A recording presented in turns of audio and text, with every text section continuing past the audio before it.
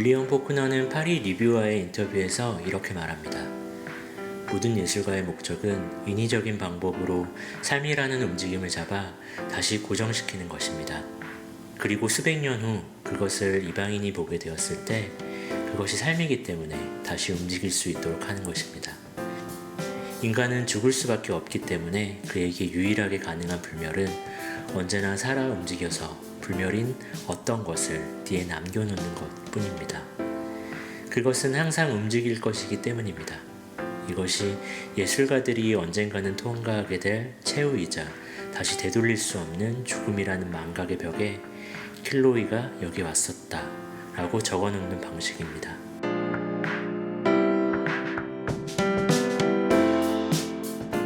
포크너의 말을 다르게 조금 줄여서 말하자면 이렇게 말할 수도 있겠죠.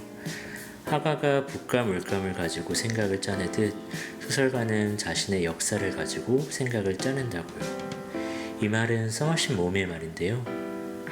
두 작가의 말에서 소설이 시대를 써내고 시대가 소설을 남기는 과정을 곱씹어 보게 됩니다. 작가는 누구나 그가 속한 사회에 빚을 지고 있다는 말도 그런 맥락에서 나온 거겠죠. 오늘 여러분께 들려드릴 이야기도 어김없이 시대가 깃든 소설인데요. 그렇다면 지금 우리 시대는 어떤 이야기를 만들어내고 있을까요? 머지않아 그에 대한 답을 함께 읽어나가길 바라며 일책일문 네 번째 방송을 시작합니다.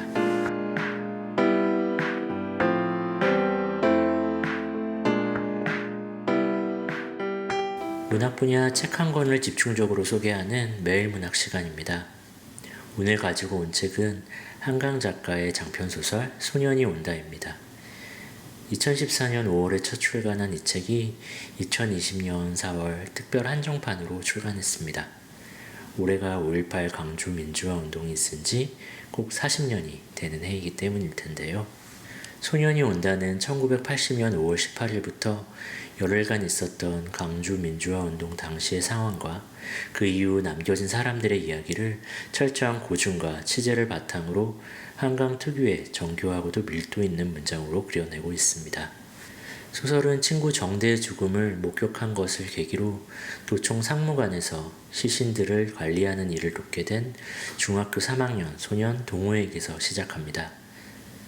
소년은 매일같이 합동 분향소가 있는 상무관으로 들어오는 시신들을 수습하는 일을 합니다.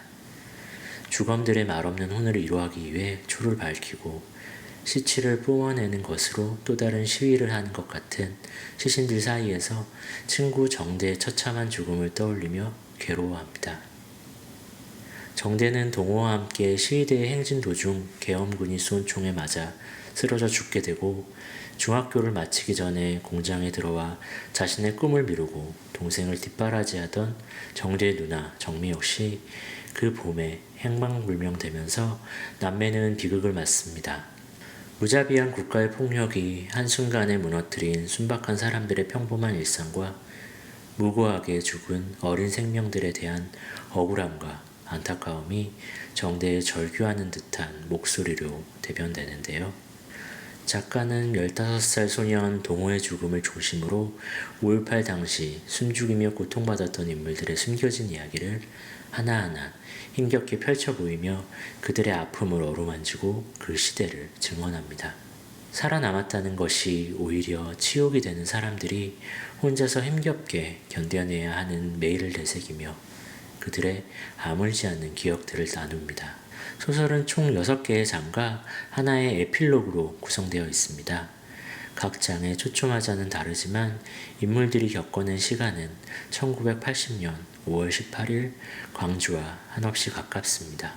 1장에 등장한 인물이 2장엔 어떤 모습으로 등장하는지, 2장에 언급된 이름이 3장에서는 어떻게 불리는지를 따라 읽다 보면 어딘가에서 소년이 오고 있음을 느끼게 되리라 생각합니다. 오늘은 앞에 4개의 장과 에필로그에서 한 구절씩 낭독하려고 합니다. 먼저 1장 어린새에서는 총에 맞은 친구 정대를 찾기 위해 합동 분향소가 있는 상무관으로 온 동호가 시신의 수습을 돕는 대목을 들려드리겠습니다. 그 과정에서 내가 이해할 수 없었던 한 가지 일은 입간을 마친 뒤 약식으로 치르는 짧은 추도식에서 유족들이 애국가를 부른다는 것이었다. 관 위에 태극기를 반드시 펴고 칭칭 끈으로 묶어놓은 것도 이상했다. 군인들이 죽인 사람들에게 왜 애국가를 불러주는 걸까? 왜 태극기로 관을 감싸는 걸까? 마치 나라가 그들을 죽인 게 아니라는 듯이 조심스럽게 네가 물었을 때 은숙 누나는 동그란 눈을 더 크게 뜨며 대답했다. 군인들이 반란을 일으킨 거잖아. 권력을 잡으려고. 너도 봤을 거 아니야. 한낮에 사람들을 때리고 찌르고 그래도 안 되니까 총을 쐈잖아. 그렇게 하라고 그들이 명령한 거야. 그 사람들을 어떻게 나라라고 부를 수 있어? 전혀 다른 질문에 대한 대답을 들은 것처럼 너는 혼란스러웠다. 그날 오후엔 유난히 신원 확인이 많이 돼 복도 여기저기서 동시에 입관이 치러졌다. 흐느낌 사이로 돌림노래처럼 애국가가 불려지는 동안 악절과 악절들이 부딪히며 생기는 미묘한 불협화음에 너는 숨죽여 귀를 기울였다. 그렇게 하면 나라란 게 무엇인지 이해해낼 수 있는 것처럼. 다음은 2장 검은 숲입니다. 죽은 정대의 목소리가 힘주어 말하는 부분입니다. 썩어가는 내 옆구리를 생각해. 거길 관통한 총알을 생각해. 처음엔 차디찬 몽둥이 같았던 그것. 순식간에 뱃속을 휘젓는 불덩어리가 된 그것. 그게 반대편 옆구리에 만들어 놓은 내 모든 따뜻한 피를 흘러나가게 한 구멍을 생각해. 그걸 쏘아보낸 총구를 생각해. 차디찬 방아쇠를 생각해. 그걸 당긴 따뜻한 손가락을 생각해. 나를 조준한 눈을 생각해. 쏘라고 명령한 사람의 눈을 생각해. 그들의 얼굴을 보고 싶다. 잠든 그들의 눈꺼풀 위로 어른거리고 싶다. 꿈속으로 불쑥 들어가고 싶다. 그 이마, 그 눈꺼풀들을 밤새 건너다니며 어른거리고 싶다. 그들이 악몽 속에서 피 흐르는 내 눈을 볼 때까지, 내 목소리를 들을 때까지. 왜 나를 쐈지? 왜 나를 죽였지? 다음은 3장 7개의 뺨입니다. 출판사 직원인 은숙은 도청 검열과에 가서 책의 검열을 받고 돌아오는데요. 과제본의 도입부 10페이지 정도는 절반 이상의 문장들에 먹줄이 그어져 있습니다. 그 다음 30페이지가량은 거의 대부분의 문장들에 먹줄이 그어져 있고요. 50페이지를 넘어가자 잉크에 담근 롤러로 페이지 전체를 검게 지워놓은 것을 확인하고 난 뒤입니다. 곧 부스러질 검은 숲 같은 그것을 그녀는 가방에 넣었다. 숯이 아니라 쇠를 넣은 것 같이 가방이 무겁다. 어떻게 그 사무실을 걸어 나왔는지, 어떻게 복도를 통과해 사복경찰이 서 있는 정문을 빠져나왔는지 기억할 수 없다. 이 희곡집은 이제 출판할 수 없다. 처음부터 헛수고를 한 것이다. 앞쪽의 10페이지에 드문드문 살아남은 문장들을 그녀는 머릿속으로 더듬는다. 당신들을 잃은 뒤 우리들의 시간은 저녁이 되었습니다. 우리들의 집과 거리가 저녁이 되었습니다. 더 이상 어두워지지도 다시 밝아지지도 않는 저녁 속에서 우리들은 밥을 먹고 걸음을 걷고 잠을 잡니다. 거칠게 꿰매어진 문장들, 문단째로 검게 지워진 자리들, 우연히 형상을 드러낸 단어들을 그녀는 생각한다.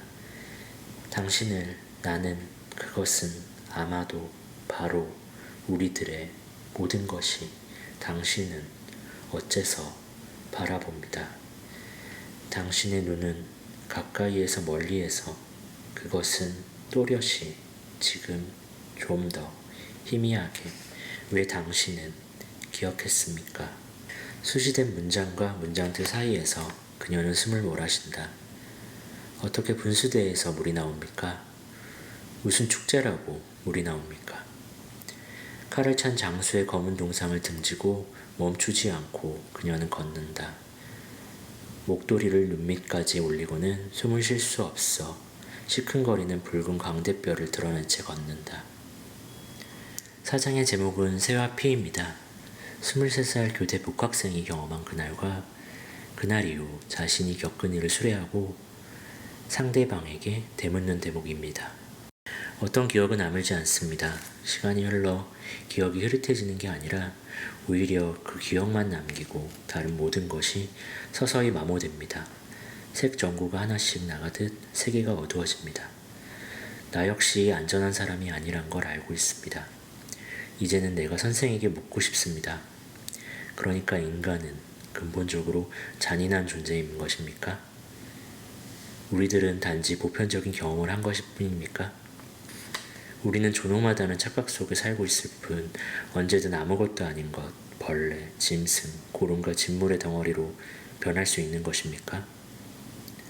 굴욕당하고 훼손되고 살해되는 것, 그것이 역사 속에서 증명된 인간의 본질입니까? 부마항쟁에 공수부대로 투입됐던 사람을 우연히 만난 적이 있습니다. 내 이력을 듣고 자신의 이력을 고백하더군요. 가능한 한 과격하게 진압하라는 명령이 있었다고 그가 말했습니다. 특별히 잔인하게 행동한 군인들에게는 상부에서 몇십만 원씩 포상금이 내려왔다고 했습니다. 동료 중 하나가 그에게 말했다고 했습니다. 뭐가 문제냐? 맷값을 주면서 사람을 패라는데 안 팰 이유가 없지 않아? 베트남전에 파견됐던 어느 한국군 소대에 대한 이야기도 들었습니다. 그들은 시골 마을에 관해 여자들과 아이들, 노인들을 모아 모두 불태워 죽였다지요. 그런 일들을 전시에 행한 뒤 포상을 받은 사람들이 있었고 그들 중 일부가 그 기억을 지니고 우리를 죽이러 온 것입니다. 제주도에서, 관동과 난징에서, 보스니아에서, 모든 신대륙에서 그렇게 했던 것처럼 유전자에 새겨진 듯 동일한 잔인성으로 잊지 않고 있습니다. 내가 날마다 만나는 모든 이들이 인간이란 것을. 이 이야기를 듣고 있는 선생도 인간입니다. 그리고 나 역시 인간입니다. 날마다 이 손에 흉터를 들여다봅니다. 뼈가 드러났던 이 자리, 날마다 희끗한 진물을 뱉으며 썩어 들어갔던 자리를 쓸어봅니다. 평범한 모나미 검정 볼펜을 우연히 마주칠 때마다 숨을 죽이고 기다립니다. 흙탕물처럼 시간이 나를 쓸어가길 기다립니다. 내가 밤낮 없이 짊어지고 있는 더러운 죽음의 기억이 진짜 죽음을 만나 깨끗이 나를 놓아주길 기다립니다. 나는 싸우고 있습니다. 날마다 혼자서 싸웁니다. 살아남았다는, 아직도 살아있다는 치욕과 싸웁니다. 내가 인간이라는 사실과 싸웁니다. 오직 죽음만이 그 사실로부터 앞당겨 벗어날 유일한 길이란 생각과 싸웁니다. 선생은, 나와 같은 인간인 선생은 어떤 대답을 나에게 해줄 수 있습니까? 마지막으로 에필로그 눈 덮인 램프는 작가의 취재 노트이면서 작품 속에 포함된 한 인물의 후일담처럼 들리는데요. 에필로그 시작 부분을 읽어드리겠습니다. 그 이야기를 들었을 때 난 10살이었다. 누군가 나를 불러 앉혀놓고 자초지종을 들려준 건 아니었다. 서울로 올라온 그의 수유리 언덕배기 집에서 나는 아무데나 틀어박혀 손에 잡히는 대로 책을 읽거나 오빠나 남동생과 오후 내내 오목을 두거나 엄마가 나에게만 시키는 일인 동시에 내가 제일 싫어했던 마늘깍이나 멸치 머리떼기 같은 일을 했고 그러는 사이 어른들이 주고받는 말들을 주워들었다.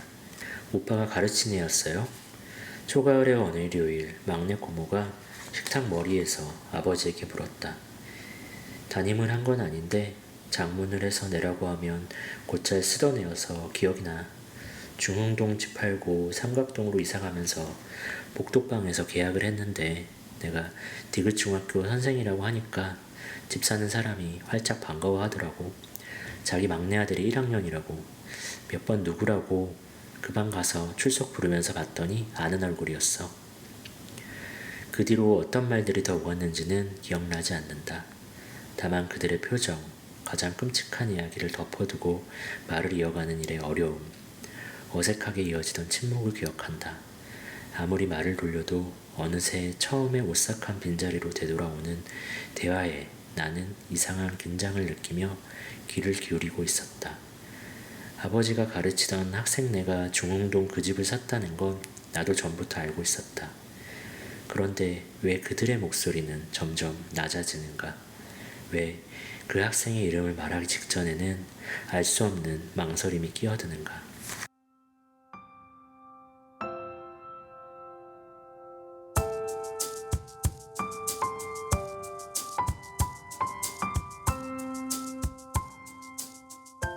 이야기의 재미를 함께 나눌 시간입니다. 이번에 들려드릴 이야기는 에드가 앨런 포의 작품 적사병 가면입니다. 에드가 앨런 포는 환상과 풍자, 주리와 공포를 넘나들며 검은 고양이, 모르그가의 살인, 어셔가의 몰락 등의 작품을 남겼는데요. 추리소설의 창시자로 불릴 만큼 서스펜스를 끌고 가는 힘이 대단합니다. 적사병 가면은 비교적 짧은 분량의 단편소설이지만 이야기가 담고 있는 재미는 무척 폭넓은데요. 특히 감염병이 발발한 세계에 대한 묘사는 오늘을 살고 있는 우리들에게 색다른 느낌을 전해줄 거라고 생각합니다. 오늘은 이야기의 중간 지점에서 낭독을 마쳐야 할 것 같습니다. 그럼 이 이야기의 전반부를 남기고 일책일문 4번째 방송을 마치겠습니다.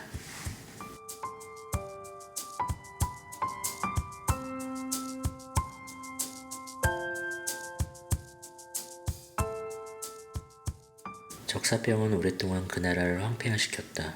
이제까지의 어떤 흑사병도 그렇게 치명적이고 끔찍하지 못했다. 피는 바로 적사병의 화신이자 증거였다. 붉은 빛의 피와 공포가. 격렬한 통증과 갑작스러운 어지럼증이 찾아오고 그리고 나서 코피를 쏟고 목숨을 잃는다. 환자의 몸에 특히 얼굴에 생기는 진홍색 반점은 을의 적사병의 조짐으로 그 조짐이 보이면 주변 사람들은 도움과 동정을 거두어 들었다. 병이 발각되고 진행되어 죽음에 이르는 것은 모두 해서 반시간 동안에 불과했다. 그러나 프로스페로 왕자는 행복하고 용감하고 현명했다. 그는 약 1000명 정도를 불러들여 성으로 둘러싸인 사원으로 깊이 숨어 들어갔다. 사원은 거대하고 장엄한 건물로 별스럽지만 위험 있는 왕자 자신의 안목이 그대로 드러난 곳이었다. 굳건하고 높은 담이 사원을 둘러싸고 있었다. 이 담에는 철로 만든 문이 나 있었다. 그 안으로 들어간 뒤 신하들은 용광로와 거대한 해머를 가져와 자물쇠를 용접해버렸다. 그들은 사원 안에서 어떤 갑작스러운 절망과 광란의 충돌이 생긴다 해도 사원을 출입할 수 있는 길을 봉쇄하기로 결심했던 것이다. 사원 안에는 충분한 식량이 저장되어 있었다. 그런 준비를 갖춘 궁정 사람들은 전염병을 무시하기에 이르렀다. 바깥 세상은 될 대로 되라지. 그곳에서는 슬픔의 심연을 생각하는 것이 어리석은 일이었다. 왕자는 모든 오락거리를 다 가져다 놓았다. 광대가 있었고 즉흥시를 짓는 시인이 있었고 발레리나가 있었고 음악가들이 있었고 미인들이 있었고 술이 있었다. 이 모든 것과 함께 안전함이 사원 안에 있었다. 적사병만이 없었다. 프로스페로 왕자가 수많은 친구를 불러들이고 보기 드문 성대한 무도회를 열었을 때는 그가 숨어든 지 6달이 다 되어가는 때였다. 그 무도회는 쾌락이 넘쳐나는 광경이었다. 먼저 그 무도회가 열린 방들에 대해 이야기해보자. 방은 7개로 궁전처럼 꾸며졌다. 방이 길게 늘어서 있어 멀리 내다 보이고 여닫이 문을 밀면 다음 방에 다 거의 모든 방이 눈에 들어오는 것이 여러 궁의 구조였다. 그러나 기이한 것을 좋아하는 왕자의 기호에서 짐작할 수 있듯이 이곳의 경우는 달랐다. 방은 매우 불규칙적으로 배치되어 눈에 들어오는 것이라곤 한 번에 방 하나를 겨우 볼 수 있을 정도였다. 2에서 30야드마다 급하게 구조가 꺾였는데 그때마다 신기한 모습이었다. 벽의 오른쪽과 왼쪽 그리고 중간에는 좁고 긴 고딕식 창이 나 있었다. 창은 굽어져 있는 방들을 따라 나 있는 복도를 향해 나 있었다. 창은 스테인드 글라스로 되어 있었는데 그 색은 창을 열면 통하는 방의 장식의 전체 색조와 어울렸고 방마다 다양했다. 예를 들어 동쪽 맨 끝 방은 푸른색으로 꾸며져 있었고 그 창은 선명한 푸른빛이었다. 두 번째 방은 장식과 용단이 자주색이었으며 창도 자줏빛이었다. 세 번째 방은 온통 초록색이었고 창도 그러했다. 네 번째 방은 오렌지색으로 가구와 조명이 갖추어져 있었고 창도 마찬가지였다. 다섯 번째는 흰색 방이었고 여섯 번째는 보라색이었다. 일곱 번째 방은 천장에서부터 벽 전체에 검정 벨벳 용단이 걸려 있었고 그 큰 주름이 같은 소재와 색상의 카펫 위에 떨어져 있었다. 그러나 이 방에서만은 창의 색깔이 방의 장식과 일치하지 않았다. 7개의 방에는 이곳저곳에 황금 장식이 벽에 걸려 있거나 천장으로부터 늘어뜨려져 있었지만 램프나 촛대는 어느 방에도 없었다. 방 안에는 어떤 램프나 양초에서 나오는 빛도 없었다. 그러나 방을 따라 난 복도에 보면 창 맞은편에 거대한 삼각대가 서 있는데 환한 불빛이 나와 스테인드 글라스를 통해 방을 환하게 비춰주었다. 그러므로 화려하고 환상적인 수많은 모습이 만들어졌다. 그러나 서쪽에 있는 검은 방에서는 이 불빛의 효과가 핏빛의 창을 통해 벽에 걸린 벽모전에 거대한 그림자를 만들어냈다. 그러므로 그곳으로 들어오는 사람들의 얼굴에 너무나 끔찍한 빛을 던졌으므로 감히 그곳으로 발을 들여놓을 만큼 담대한 사람은 아무도 없었다. 또한 서쪽 벽에 거대한 흑단 시계가 걸려있는 것도 그 방이었다. 시계는 둔하고 무겁고 단조로운 소리를 내며 양옆으로 흔들거렸다. 분침이 원을 한 바퀴 돌아 줄을 울릴 때 자명종의 심장에서는 맑고 저음으로 깊게 울리는 너무나 음악적인 소리가 울려나왔다. 그것은 어쩐지 기이한 같았으므로 오케스트라 연주자들은 1시간 간격으로 순간적이나마 연주를 잠시 멈추고 그 소리에 귀 기울이지 않을 수 없었다. 그러므로 왈츠를 추던 사람들도 어쩔 수 없이 춤을 멈추었고 흥겹던 분위기에 짧은 정막이 흘렀다. 시계추가 울리는 동안 너무나 흥이 겨워 있던 사람들도 창백해졌고 나이든 침착한 사람들은 환상이나 명상에 사로잡힌 듯 손으로 이마를 쓸었다. 그러나 추의 울림이 완전히 멎으면 가벼운 웃음소리가 온 방 안에 퍼져나갔다.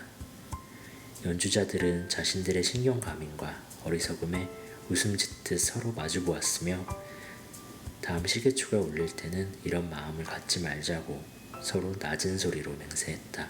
그리고 나서 60분이 지나 3600초의 시간이 흘러가 다시 시계추가 울리면 1시간 전과 똑같은 정적과 전율과 명상이 찾아왔다. 그러나 이 모든 것에도 불구하고 잔치는 흥겹고 성대했다. 왕의 취향은 특이했다. 그는 색상과 분위기에 대한 세련된 식견이 있었다. 단순한 유행 따위는 거들떠 보지 않았다. 그의 계획은 대담하고 열정적이었으며 구상은 야수적인 광채로 빛났다. 그를 미쳤다고 생각하는 사람들도 있었다. 하나 그의 추종자들은 그렇지 않다고 느꼈다. 그가 미치지 않았다는 것을 확인하기 위해서는 그의 말을 듣고 그를 보고 직접 대해보는 것이 필요했다. 이 성대한 무도회를 위해 왕은 7개의 방에 이동 장식을 손수 지시했다. 가면에 캐릭터를 부여한 것도 그의 취향이었다. 캐릭터들이 기괴한 것은 두말할 필요가 없다. 광채가 넘쳤고 신랄하고 환상적이었다. 위고의 에르나니에 나오는 캐릭터 같았다. 이상한 팔다리가 달린 아라베스크풍의 모습도 있었다. 광인 같은 기괴한 모습도 있었다. 아름다운 것, 음탕한 것, 기이한 것들이 많았으며 끔찍한 것도 있었으며 구역질 나는 것도 적지 않았다. 7개의 방 이곳저곳에는 꿈에서 보는 듯한 무리들이 돌아다녔다. 이 무리들은 방에서 나오는 색조를 받으며 열광적인 오케스트라의 음악 소리에 자신들의 발자국 소리를 맞추어 방 이곳저곳을 뛰어다녔다. 그리고 곧 검정 빌로드 방에 걸린 흑단 자명종이 울렸다. 그리고 나서 잠시 동안 시계추 소리 이외에는 아무 소리도 들리지 않았다. 무리들은 마치 꿈을 꾸듯 얼어붙어 서 있었다. 그러나 자명종의 메아리는 서서히 멀어져 간다. 그것은 단 한순간에 지나지 않았다. 그 메아리 소리 이후에 밝고 약간 숨죽인 웃음소리가 다시 떠올랐다. 그러면 다시 음악 소리가 높아지고 꿈의 무리들이 되살아나 삼각대의 불빛을 받아 여러 색으로 물든 창의 화려한 빛 속에서 이전보다 더 즐겁게 이리저리 뛰어다닌다. 그러나 서쪽 끝방으로 가려는 사람은 아직 하나도 나서지 않았다. 밤은 더욱 깊어졌다. 핏빛의 창으로 불그스레한 빛이 흐르고 병모전의 시커먼 빛깔은 사람을 전율케 했다. 그리고 검정 담비 양탄자 위로 발을 들여놓는 사람의 깃전에는 흑단 자명종 소리가 다른 방에서 흥겨움에 빠져있는 사람들의 귓전에서보다 훨씬 더 장중하게 들려왔다. 그러나 다른 방들은 사람들로 몹시 붐볐으며 그곳에서는 생의 심장이 뜨겁게 박동했다. 그리고 무도회는 소용돌이 치듯 계속되었고 드디어 자명종이 자정을 알리는 소리가 울리기 시작했다. 그리고 나서 이전처럼 음악이 멎었다. 그리고 왈츠를 추던 사람들로 조용해졌다. 그리고 예전처럼 모든 것이 멎는 불안한 상태가 되었다. 그리고 자명종은 12번을 울었다. 그러므로 여흥을 즐기던 사람들 중 생각이 깊은 사람들에게는 좀 더 많은 생각이 좀 더 오랫동안 떠올랐을 것이다.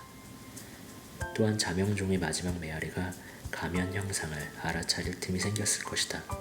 이 새로운 존재에 대한 수군거림은 금방 퍼져나가 드디어 모든 사람들은 소동에 휩싸여 중얼거렸다. 모두들 불만과 놀라움, 그리고 나서 결국 공포와 혐오감을 느꼈다.